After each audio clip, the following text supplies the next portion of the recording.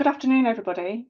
Dr. Catriona Mayland and I are going to share with you what we've managed to capture of the patient and carer's perspective for palliative care and head and neck cancer.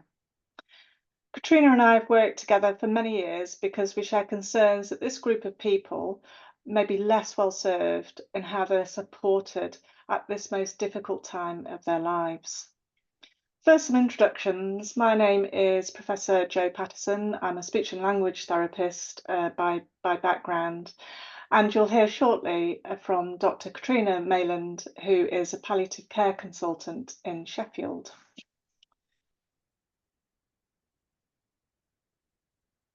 What we're going to do today is we're going to talk through our programme of research, and largely this is very exploratory work focused on improving care for people with incurable head and neck cancer. And we're going to share with you some of our work on patient consultations, also some of the literature searching that we've done, and also how we've worked together with various stakeholders to look at what the priorities are for this group. And then Catriona is going to tell you a little bit more about a current study that is under analysis currently. So I think probably what galvanized us is thinking about how really difficult and challenging looking after this group can be. And this is just one example of Brian, who had previously had radiotherapy for throat cancer, and several years later he developed recurrent disease, and he was given the option of having surgery. He lived alone. He did agree to having a laryngectomy, but unfortunately this procedure didn't remove all of the cancer, and he'd had such a stormy time that he didn't want to have any more operations or active treatment. At this time point, Brian's mood was extremely low, and it was exacerbated by being unable to talk. He wrote just very minimal notes in order to communicate with staff and his friend. He was unable to eat anything, and that was due to poor healing, and he was completely tube fed. He came in as an inpatient because he had a bleed from his neck and then a subsequent bleed, and on both occasions he was taken to theatre, and this was really traumatic for Brian. And thereafter, in his recovery period, he was just extremely frustrated, really quite angry and fairly aggressive with staff, and he lost his rag and self-discharged. His friend did take him home, but unfortunately Brian left all of his medications in his car, so we spent the next couple of days without any pain control and with extreme difficulty in communicating what his needs were at this particular point. 2 days later, he pitched back up to the ward in quite a challenging state, in a lot of pain. And it was decided at that point that the pattern was that he was beginning to show signs that he was approaching towards the end of his life. And it was decided the best place to transfer him to would be the hospice. But the hospice were unable to admit him as an emergency just because of all his complex health needs. And so it would mean that he'd have to wait a little bit longer on the ward. But he didn't want to do this, and he self-discharged. And then he was found at home. He died 2 days later. And of course, for everybody, for Brian, for his friend, and for all of the people that were supporting his care, this was a really difficult experience for all. So this kind of pushed us forward in thinking about how can we make things better. As part of our research programme, we did some pretty in-depth patient engagement work to try and work out which direction we should go, and we listened to people that were at the palliative stage of their treatment. And people were generally saying that there was insufficient and variable information about symptoms at a time when there was a lot of fear around what might lie ahead. This is just one quotation. We weren't told anything like this would happen. If we'd been told, we'd be prepared for it. It wouldn't be so much of a shock. However, some of the information could be overwhelming, and that can increase stress. And it can be difficult to manage complex symptoms, and access to support was patchy. But certainly there was variations to access and the amount of palliative care across the regions that we were recruiting these patients from.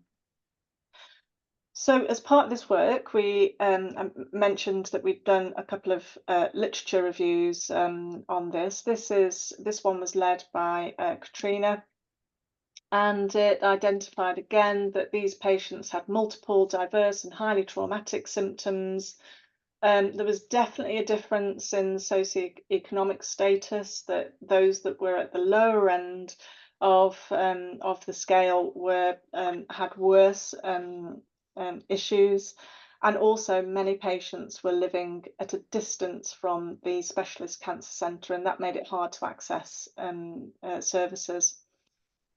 Patients were twice as likely to have multiple A&E visits in the last month of their life in comparison to other cancer groups. And some of the unplanned admissions that occurred were due to infection, breathing, bleeding, pain, and swallowing problems. This pilot data captured in Yorkshire and Humber over 1 year found that all patients had at least one unplanned hospital admission. There were numerous NHS 111 calls, over 1,000 ambulance calls, and 1,753 emergency admissions. 15% of these resulted in the patient's death. So really are a case in need. This literature review, I was part of the team that conducted this. This was looking at qualitative interviews with patients, their families, and with staff. And unfortunately, we were only able to identify just 7 studies. So this is a really under-researched area. What patients talked about was uncertainty about their future, and this was highly anxiety-provoking. Again, difficulty with managing symptoms, unclear information, a variation in the amount of information that people wanted, and it managed to capture what carers, family members, they felt so alone. They had a lot to learn in caregiving, with difficult tasks like tracheostomy and feeding tubes, and for some of them they really struggled with doing some of these tasks. So on the back of that, we then received some funding from the NIHR to develop palliative partners in head and neck cancer. This is a network of stakeholders to really try and drill down as to what the priorities might be for this particular group. We established a North of England network. Some of you may have been part of this network. And this was both for people that had lived experience of living with head and neck cancer, their family members, but also it included clinicians and researchers. And we managed to access patients by a sort of snowball approach, by really networking and inviting people along. And we set up robust communication systems. So this is the long list of the types of clinicians that were involved in the network, and this was just for the north of England. So we can see here some numbers spread across the northwest, the northeast, and Yorkshire and Humber. So we were pretty well represented. So some of the priorities that we established as a result of the network using a consensus process probably really substantiated some of the findings that we had already uncovered.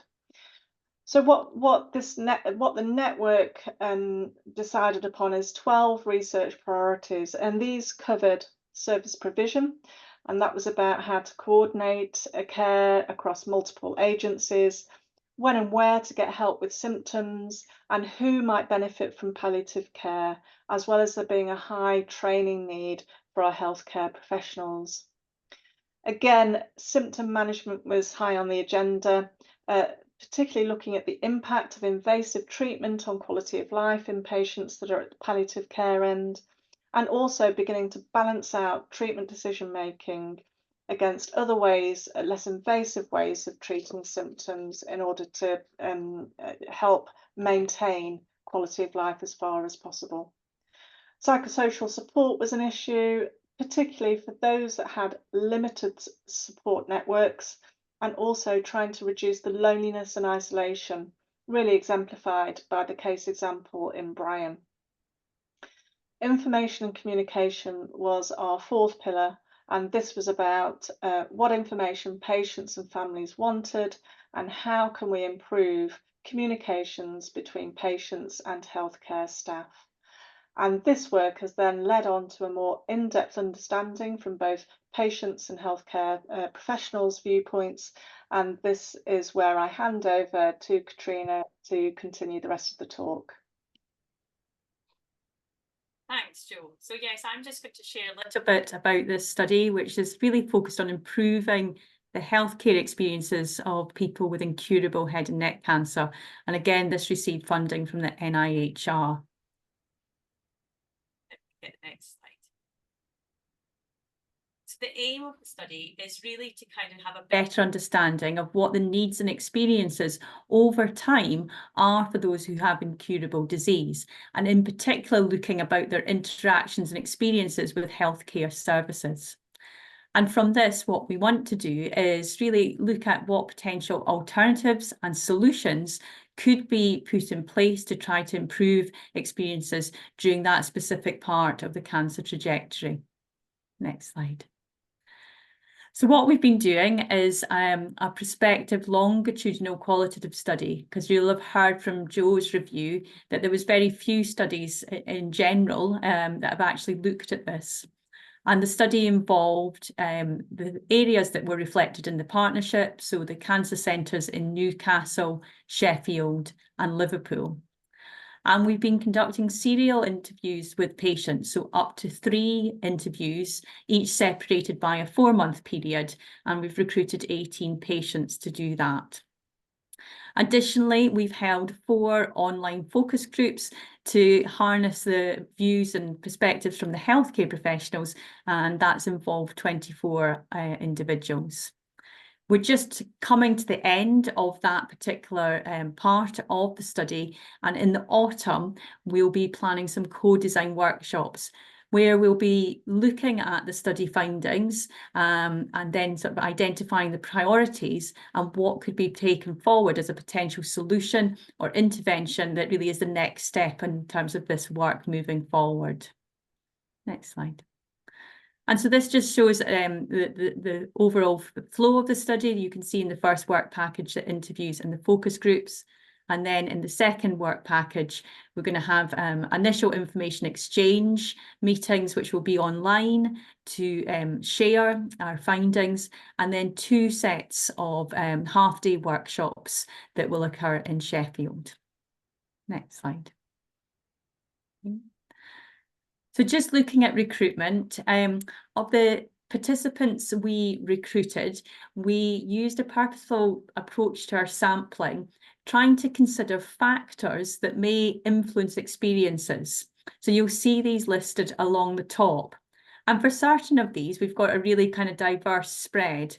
So in terms of our age group, there's a good mix. There's variability in terms of the distance that people are living from the cancer centre. We have been able to recruit people who both live alone and those who are with family. We've got variation in terms of the socioeconomic deprivation. And also we've got people who are both on anti-cancer therapy and those who are being just supported with best supportive care. But you can see that predominantly our sample is male. We only had 2 people who were not, and all bar 1 self-identified as being white British, despite quite a number of efforts to try to be more inclusive than how our sample is represented, but that will remain a limitation. Next slide. And to do this, we've had to be quite diverse in terms of how we have collected our data. So we have offered face-to-face, telephone or video interviews, whichever was most suitable. And if we just move on. But have tried to be as flexible as possible in terms of the means of communication. So we've also offered online written interviews and a number of different ways of communicating to help supplement. And it's important to say that we've worked with family carers too. So sometimes that's been if the participant, the patient, would wish for them to be present too. But if you just move on, Jo. But it's also included bereaved carers. So we've had advanced consent to have a next of kin involved. So if the person was too unwell to participate or had sadly died, then we were able to do another interview with the family member. And then in terms of the focus groups for the healthcare participants, as I say, we've had 4 online focus groups, which have involved 24 people who are predominantly female and white British. We have had a really good variety, though, of different professionals and also across different settings, including the community, the hospice and the hospital. So that's been really informative to get everybody's views. Next slide. So we're just now starting to look at the results. And what has guided us through this whole kind of study is a framework known as Picker's Principles of Patient-Centred Care. So it has influenced how the interviews have been conducted and the focus groups, and we will be mindful of that when we are conducting our analysis. So there's 8 principles that includes, good access to care, sort of trusted relationships with the healthcare professionals, continuity of care, involvement of the family, information provision and communication, involvement in decisions, emotional support, and physical needs and sort of the environment in which care is provided. Next slide. So I'm just going to share one example that is fitted within the access to care. And this is about challenges in terms of obtaining medication. So one of the family carers in the interviews describing the stress that's been involved with trying to run around to different chemists to try to obtain one of the analgesics needed for the patient. There's supply issues. That's meant there's needed to be sort of numerous visits to different chemists to try to get the medication. And this obviously is naturally stressful because the patient is in quite severe pain. But through the following up of the interview process, we were able to see that the stress was alleviated once they referred to Macmillan being involved, which was the community specialist palliative care team. And that they really have helped advocate and sort of taken over the procurement process for getting the medication. So it means that things are more timely and getting to the patient when needed. Next slide. So this just shows that that was one example. And so what we're doing across the whole of the interviews is looking at the information, the data that is looking at the issues with medication and how they've kind of been resolved, if that is the case. So you can see I've just underlined there's been prescription delays, struggles with access, and you can see it's affected a number of different participants who have talked about this.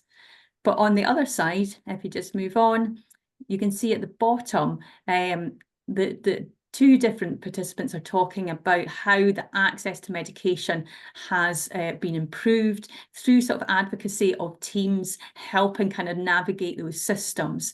And this is particularly important for those with head and neck cancer because of the challenges of swallowing, because of sometimes the limitations in terms of what medication can be taken. Want to go on? So that just gives you a flavour, and that analysis will be continuing, and we'll be looking in more detail about the other aspects. As I mentioned about the co-design workshops, they are going to be involving people with lived experience or patients, family carers, as well as healthcare professionals and service leads. We're going to use the data from our interviews to almost form patient stories or vignettes that maybe are a combination of a number of different patients making up, some of the issues that they have shared with us. And from that, we're going to be developing a logic model of potentially the issues that contribute and how we want to improve things and what factors need to be considered to do that. and that will lead on to further work that we hope to take forward into future research. Next slide. So if you're interested either in hearing more about the results, or if you're interested in participating in the co-design workshops, they're going to be held in the autumn. The first meeting is online and then there's 2 in person. I've provided Jo and I's email address and our Twitter handles and for the project itself. So on behalf of Jo and myself, thank you very much for listening, and I hope you enjoy the rest of the day that you're teaching. Thank you.